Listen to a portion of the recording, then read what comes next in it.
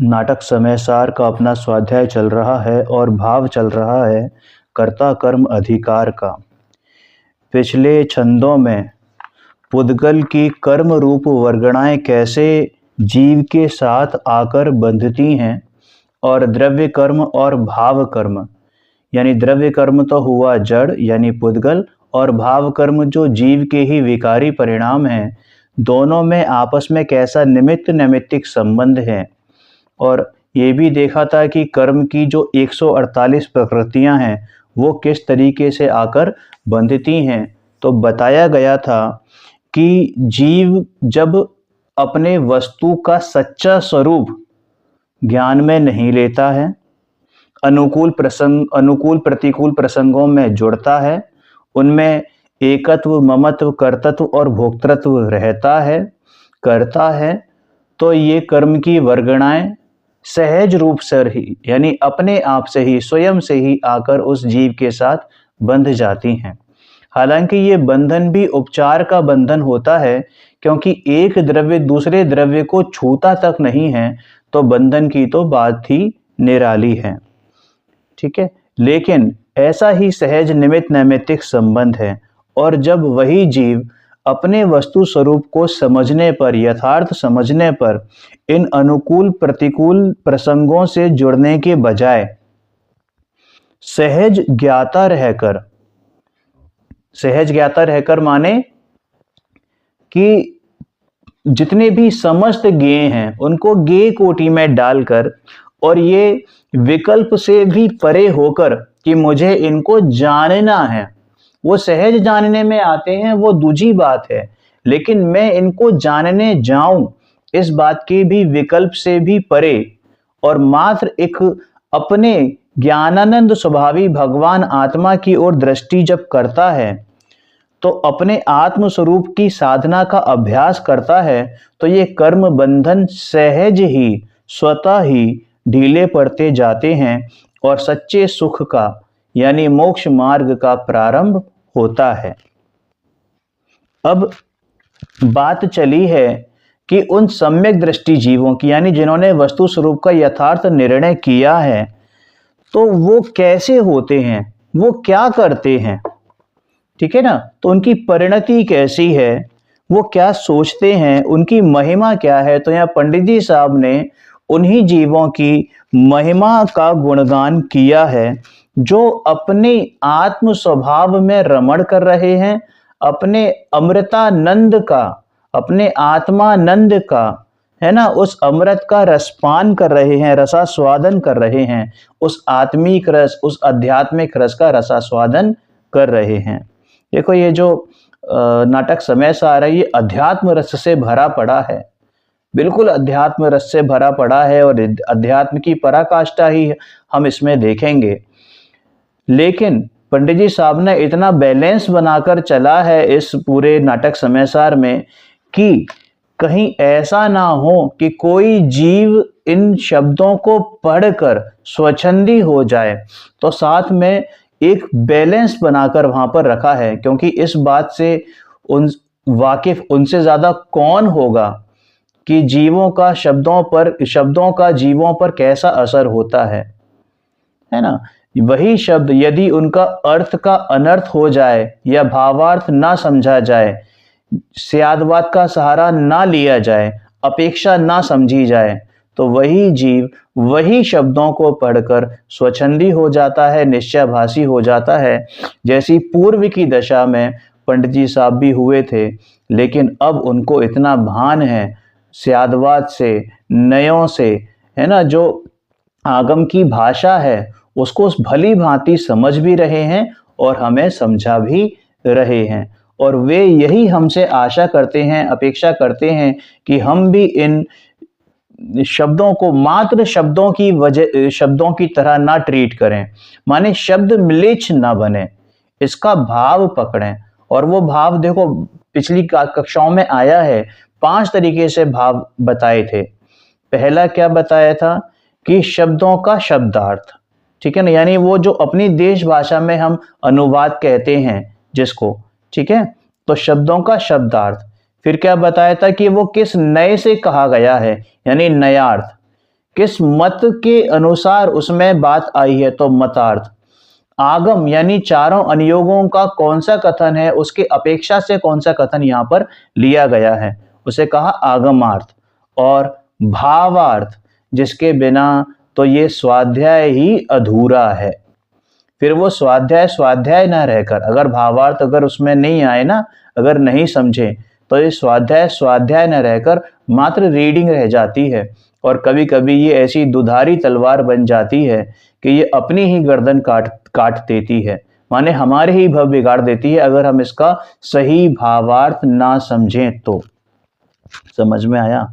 और इसी बात को मद्देनजर रखते हुए पंडित जी साहब ने छंद नंबर 25 कर्ता कर्म अधिकार में इस बात को रखा है। देखो क्या कहा है, सवैया तैसा है,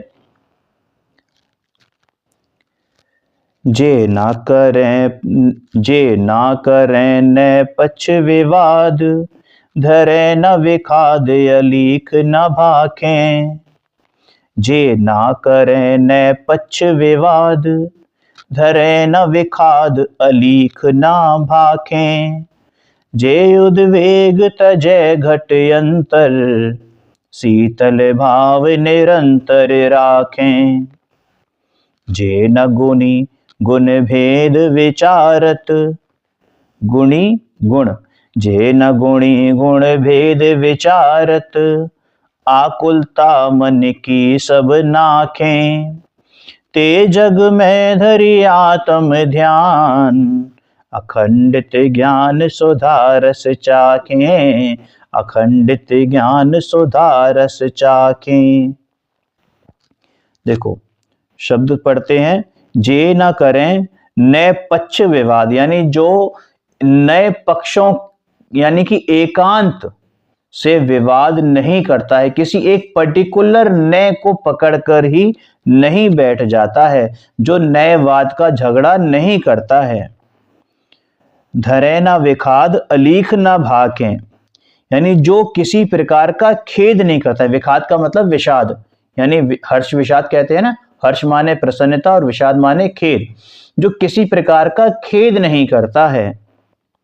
जे उद्वेग तजय घट अंतर, और उद्वेग का मतलब होता है झूठ, जिनके हृदय में झूठ नहीं है। जब हृदय में झूठ नहीं है तो वचनों में क्यों आएगा भाई, ठीक है ना। शीतल भाव निरंतर राखें, और शांत निराकुल शीतल स्वभाव जिनका है, अंतरंग में अपने हृदय में शीतल भाव रखते हैं। देखो स्वभाव तो सभी जीवों का शीतल है, लेकिन जो हृदय में अपने शीतल स्वभाव रखते हैं, शीतल भाव रखते हैं, जिनके परिणाम भी शीतल हैं, उनकी यहाँ पर बात चल रही है। और अब एक बहुत इंपॉर्टेंट बात आई है कि जे न गुणी गुण भेद विचारत, जो गुणी गुण यानी गुण गुणी जैसा भेद भी नहीं रखते हैं, माने अभेद की ही दृष्टि करते हैं। ये अनुभव के काल की दशा है, जहां पर सारे नयों का कहना चाहिए सारे नए अस्त हो जाते हैं, ठीक है ना। खेद नहीं होता, आकुलता नहीं होती, अपने सत्स्वरूप का भान होता है, और उनमें ये भेद भी नहीं होते कि मैं दर्शन, मैं ज्ञान, मैं आनंद, मैं सुख, मैं वीर्य, और तो और मैं ज्ञानानंद स्वभावी भगवान आत्मा हूं, मैं आत्मा हूं, मैं परमात्मा हूं, मैं सिद्ध हूं। अरे ऐसे विकल्प भी नहीं होते हैं, भेद भी नहीं होते हैं, क्योंकि जब तक भेद रहेंगे तब तक विकल्प रहेगा, और विकल्प का मतलब अनुभूति नहीं है। अरे निर्विकल्प दशा का नाम ही अनुभूति है। और जितनी भी आकुलता है वो सब की सब कैसी हो गई है, छूट गई है। यानी अपने मन की जितनी भी आकुलताएं हैं, चाहे वो भेद स्वरूपी ही क्यों ना हो, आत्म संबंधी विकल्प भी छूट जाते हैं, और अपने आत्म ध्यान में ही लीन रहते हैं, यानी आत्म ध्यान को धारण करते हैं। ते जग में धरी आत्म ध्यान, है ना, अपने आत्म ध्यान को धारण करते हैं। अखंडित ज्ञान सुधा रस चाखे और निरंतर ज्ञान स्वरूपी अमृत का रसास्वादन करते हैं। समझ में आया? ये तो हमने देखो शब्दों का सीधा सीधा अर्थ पढ़ा है, हालांकि भाव भी यही है। जो अर्थ पढ़ा है ना, उसका भाव भी यही है। फिर भी एक बार समझने का प्रयास करते हैं कि पंडित जी साहब ने इन पंक्तियों में क्या कहा है। वास्तव में तो पंडित जी साहब ने इन पंक्तियों में जो जीव, उन जीवों की महिमा का गुणगान किया है जो निर्विकल्प होकर एकमात्र अपने आत्मिक आनंद का, आत्मिक आनंद माने अध्यात्म रस का, अपने उस अनुभूति स्वरूप भगवान आत्मा के प्रत्यक्ष आनंद का वेदन करते हैं, रसास्वादन करते हैं, उस आनंद अमृत का रस लेते हैं। क्योंकि विकल्प तो चाहे कैसा भी हो, अरे राग द्वेष रूपी विकल्प की तो बात ही छोड़ दो, यहां तो भेद रूपी विकल्प भी नहीं है। विकल्प चाहे राग का हो चाहे विराग का हो, आकुलता का ही जनक होता है। समझ में आया? ये विकल्प तो आकुलता ही है। आकुलता का दूसरा नाम विकल्प और विकल्प का दूसरा नाम आकुलता ही है। जो आकुलता दुख है, जो दुख रूप ही है, और उससे विपरीत क्या है कि निराकुलता, वही वास्तव में सच्चा सुख है। निराकुलता ही वास्तव में सच्चा सुख है।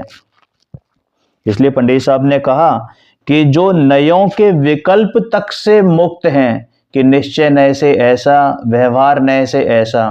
देखो, निश्चय नय से तो मैं परम सुखी हूं, हाँ व्यवहार में थोड़ी अभी कचास है। भाई ऐसे विकल्प, ऐसे भेद भी अस्त हो गए हैं जिनके। समझ में आया? क्योंकि नए पक्षातिक्रांत को ही क्या होती है? अनुभूति होती है। अनुभूति के काल में कोई नए पक्ष नहीं होता, उसका अतिक्रांत हो जाता है, माने वे छूट जाते हैं, नष्ट हो जाते हैं, विलय को प्राप्त हो जाते हैं। क्योंकि नयों के विकल्प जब तक हैं तब तक अनुभूति नहीं है। कि शुद्ध नय से तो आत्मा ऐसा है, अशुद्ध नय से ऐसा है, निश्चय नय से ऐसा है, व्यवहार नय से ऐसा है, द्रव्यार्थिक नय से ऐसा है, पर्यायार्थिक नय से ऐसा है, सामान्य विशेषात्मक है, एक अनेकात्मक है ना, अनंत गुणात्मक है, अनंत धर्म है, अस्ति नास्ति रूप है। अरे भाई, तुझे इन विकल्पों में पढ़ना क्यों है? तूने विकल्प लेकर आया, ये भेद से तूने अपने आत्मा को जाना। अब जब तूने आत्मा का निर्णय कर लिया है, अपना निर्णय कर लिया है, तो अब उस आनंद का अमृत का आनंद लेना। क्यों अभी भी तो उसी में पड़ा हुआ है? भाई जैसे किसी को इंजीनियरिंग करनी होती, आईआईटी का एग्जाम देना होता है, तो उसके लिए 12th कंपलसरी है। 12th में बहुत मेहनत करी, इंजीनियरिंग, आईआईटी का, जेईई का एग्जाम भी दिया, है ना, एग्जाम के लिए भी उसने बहुत मेहनत करी। अब वो जब उसने एग्जाम पास कर लिया, उसका आईआईटी में एडमिशन होने वाला है, तो भाई तू आईआईटी के एडमिशन की सोचना, अब तू एग्जाम की क्यों सोच रहा है? तूने एग्जाम तो दे दिया ना, और तेरा नंबर भी आ गया। अब तो तू आनंद ले, अब तो तू आगे की पढ़ाई के बारे में सोच। ये विकल्पों में, पीछे के विकल्पों में क्यों है? तू आगे बढ़ गया है, तू 12th से, तू इंजीनियरिंग के एग्जाम से, जेईई से तू आगे बढ़ चुका है। तू अभी भी 10th और 12th में पड़ा हुआ है। भाई वो हो गया काम। ये भेद विकल्पों से तूने अभेद का निर्णय किया ना, तो अब तू भेदों में क्यों पड़ा हुआ है? जब तुझे निर्णय हो गया कि ये अभेद स्वरूपी भगवान आत्मा ही मैं हूं, तो अब ये विकल्प कि मैं आत्मा हूं, ये वाला विकल्प भी छूट जाना चाहिए। क्योंकि जब तक ये विकल्प नहीं छूटेगा, माने ये अंतिम विकल्प है, जब तक ये अंतिम विकल्प नहीं छूटेगा, आत्मानुभूति नहीं होगी। अब इतनी बात यहां पर कही क्यों? कि भाई जिसको विकल्प है वो तो आगे चले ही जाएगा ना। ये वाला जो विकल्प है, जिसको अंतिम विकल्प आ गया कि भाई भरोसा नहीं है, अभी भी वो पीछे लौट सकता है। क्योंकि ऐसे विकल्प तो हमने भी अनंतों बार किए हैं। समझ में आया?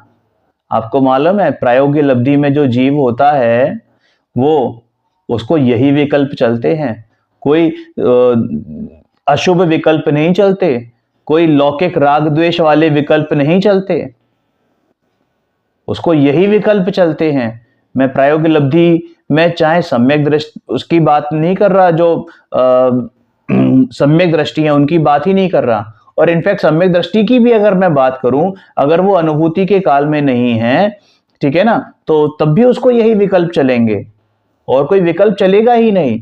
लेकिन विकल्पों के काल में तो अनुभूति होती नहीं है। जब तक ये जीव विकल्पों में ही भ्रमण करता रहेगा, अनुभूति होने वाली नहीं है। अपने आत्मिक आनंद से, अपने अध्यात्म रस से अनभिज्ञ रहेगा, अछूता रहेगा। उस अरस अरूपी अस्पर्शी का आनंद वो निर्विकल्प दशा में ही ले सकता है। वास्तविक आनंद तो निर्विकल्प दशा में ही ले सकता है। देखो एक उदाहरण समझो कि जैसे किसी को खोए के लड्डू पसंद होते हैं। अब खोए का लड्डू बनाया घर में, ठीक है ना, अब आपसे कहो कि आप आनंद लो, बना हुआ है लेकिन खाने का नहीं है, देखो खूब, अब आनंद लो, तो अब वो आनंद।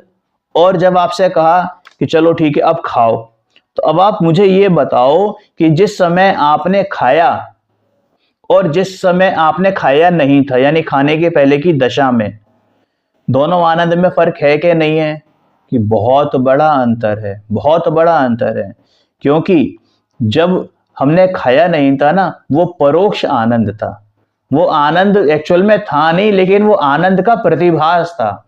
लेकिन जब हमने उस लड्डू को अपनी ज़बान पे रखा, अपनी जीभ पर रखा, तो वो जो टेस्ट आया, तो बस आनंद, फिर वो लड्डू में खोआ है कि चीनी है कि गुड़ है कि बताशे हैं, सब विकल्प क्या हो गए, सब भेद क्या हो गए, गौण हो गए, विलय को प्राप्त हो गए। अब तो सिर्फ उस लड्डू का आनंद लिया जा रहा है। और जब तक ये भेद विकल्प रहेंगे कि इस लड्डू में खोआ इतना है, चीनी इतनी है, गुड़ इतना है ना, और बाकी जो पकवान है वो इतने हैं, तो भाई वो आनंद नहीं लेगा, इन गुण भेदों में ही पड़ा रहेगा, विकल्प में ही रहेगा। अगर तुझे लड्डू का सही आनंद लेना है, रस लेना है, तो भाई इन विकल्पों से परे आ, परे हट। ऐसे ही अपने आत्मानंद को फील करना है, उसका अनुभव करना है, तो भाई ये गुण गुणी का भेद भी तज दे, ये निश्चय व्यवहार का भेद भी तज दे। समझ में आया?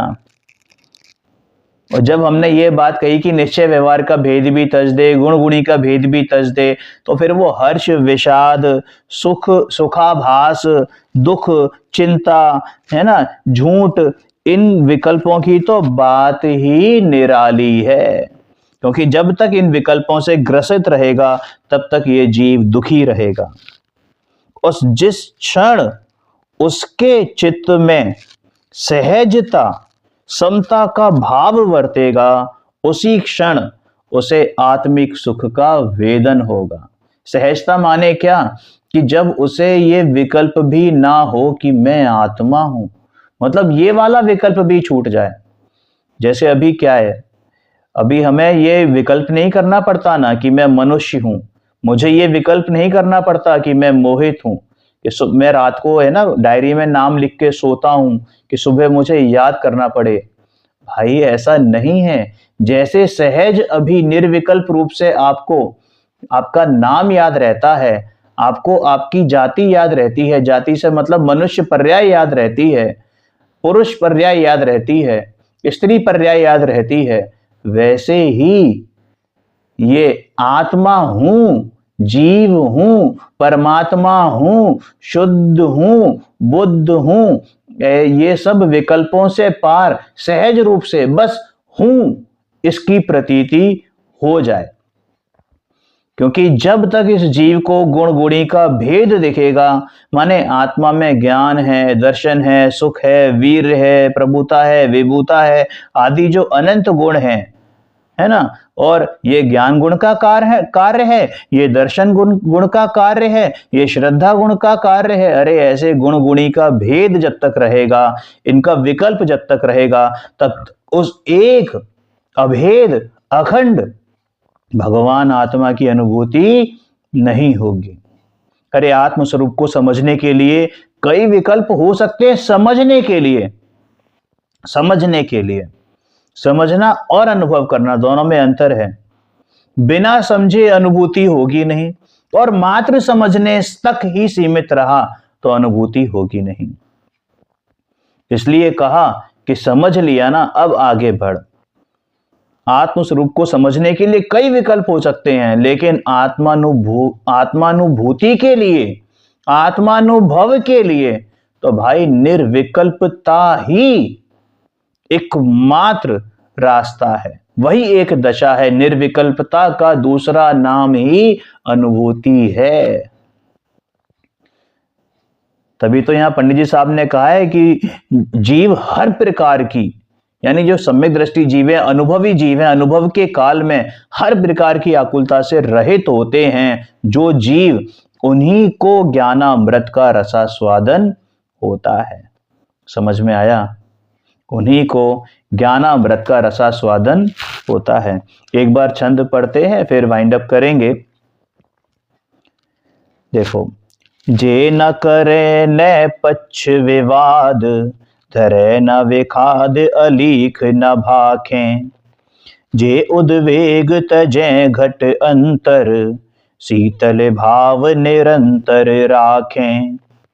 जे न गुणी गुण भेद विचारत, आकुलता मन की सब नाखें। ते जग में धरे आत्म ध्यान, अखंडित ज्ञान सुधा रस चाखें। अखंडित ज्ञान सुधा रस चाखें।